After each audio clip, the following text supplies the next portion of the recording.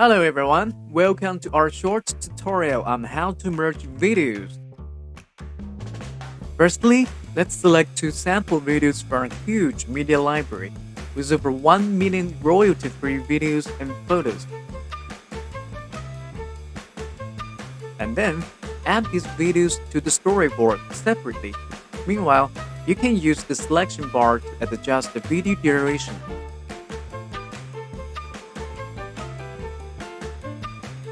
Of course, you may also press local files to upload your video clips from the computer. The next step, hover over to the middle of two clips, choose a transition style you like, and apply it between two videos to make it more smooth. Preview the effects before exporting the video in high definition. That's it. Thanks for watching. Go merge your video now.